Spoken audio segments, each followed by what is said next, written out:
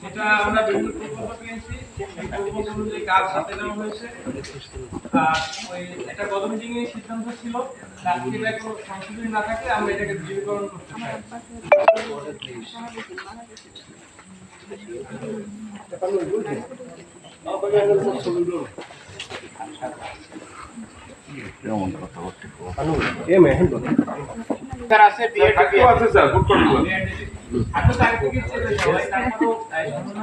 তাকে প্রথম পেলাম আমি, এই যে 3 মাসে আপনাকে অনেক ধন্যবাদ জানাই, এত কষ্ট করে এখানে আসছেন, একটু দায়িত্ব আছেন আমাদের এখানে।